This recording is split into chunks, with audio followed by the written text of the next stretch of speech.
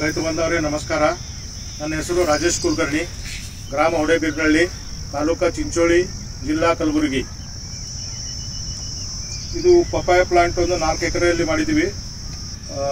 ಇದು total 100% organic ಸಾವಯವ ಪದ್ಧತಿಯಲ್ಲಿ ಮಾಡ್ತಾ ಇದ್ದೀವಿ.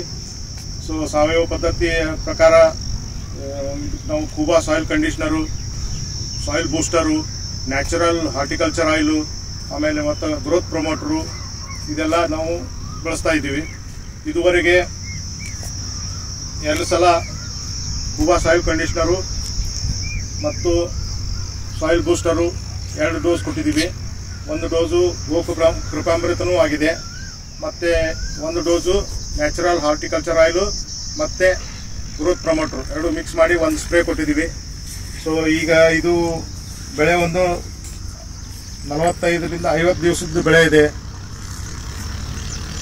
ಸೊ ಇದುವರೆಗೆ 2 ಸಲ ಗೊಬ್ಬರ ಕೊಟ್ಟಿದ್ದೀವಿ. ಇದ್ರದ್ದು ಸಾವಯವ ಗೊಬ್ಬರ.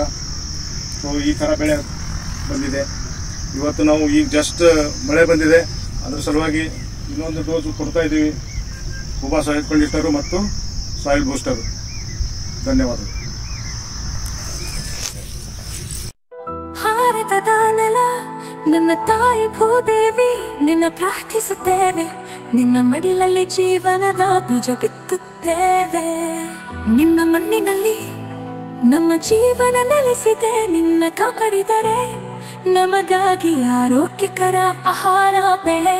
ನಾವು ಸಾವಯವ ಕೃಷಿಕರು, ಸಾವಯವ ನಮ್ಮ ಪ್ರಾರ್ಥನೆ. ನಮ್ಮ ಸಂಪ್ರದಾಯವನ್ನು ಮರೆತಿಲ್ಲ, ನಮ್ಮ ಭೂತಾಯಿ ಮರೆತಿಲ್ಲ. ಕೂಬಾ ಸಾಯಿಲ್ ಕಂಡೀಷನರ್ ಎಲ್ಲ ಮೃದು ಮತ್ತು ಸೂಕ್ಷ್ಮ ಪೋಷಕಾಂಶಗಳೊಂದಿಗೆ ಬಲವರ್ಧಿತವಾಗಿರುವ ಏಕೈಕ ಗೊಬ್ಬರ. ಸಸ್ಯದ ಅವಶ್ಯಕತೆಗಳಿಗೆ ಅನುಗುಣವಾಗಿ ಪೋಷಕಾಂಶಗಳನ್ನು ನೀಡುತ್ತದೆ. ವಿಸ್ತೃತ ಜೀವಿತಾವಧಿ ಹೊಂದಿದೆ.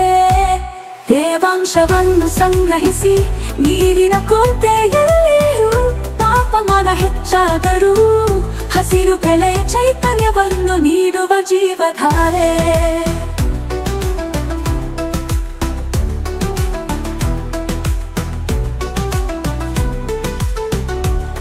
ಈ ಗೊಬ್ಬರವು ಎಲೆಗಳು ಬೇರುಗಳ ನೇರ ಸಂಪರ್ಕಕ್ಕೆ ಬಂದರೂ, ಗೊಬ್ಬರ ಹಾಕಿದ ನಂತರ ನೀರು ಹಾಕುವುದು ತಡವಾದರೂ ಸಸ್ಯಗಳಿಗೆ ಯಾವುದೇ ಹಾನಿಕಾರಕ ಪರಿಣಾಮಗಳಿಲ್ಲ. ಆರೋಗ್ಯಕರ ಮಣ್ಣು ಆರೋಗ್ಯಕರ ಸಸ್ಯದ ಆಧಾರವಾಗಿದೆ.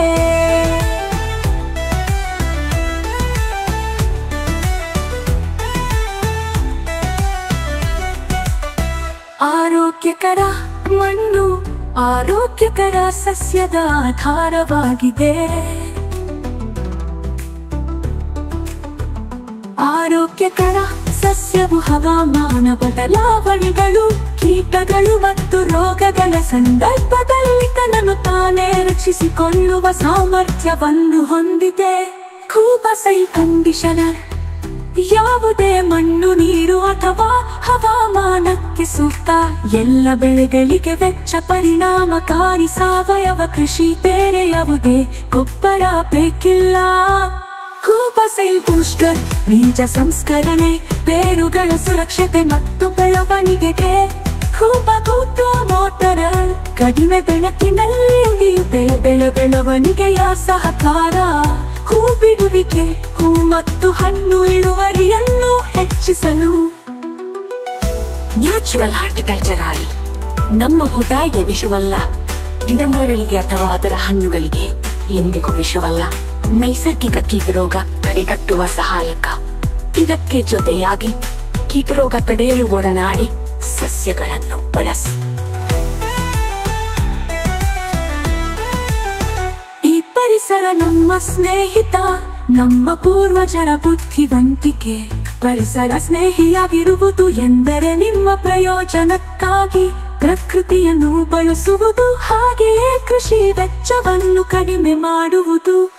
ಆರೋಗ್ಯಕರ ಪೌಷ್ಟಿಕ ಆಹಾರವನ್ನು ಒದಗಿಸಿ ಅನ್ನದಾತ ಎಂಬ ಹೆಸರನ್ನು ಶ್ರೀಮಂತಗೊಳಿಸಿ. ಭೂದೇವಿ ಮಡಿಲಲ್ಲಿ ಭಾರತವು ಜಗತ್ತಿಗೆ ಆದರ್ಶವಾಗಲಿ. ಭೂದೇವಿಯ ಮಡಿಲಲ್ಲಿ ಸಾವಯವ ಕೃಷಿಯ ಪರಂಪರೆಯ ಬೆಳೆಯಲಿ.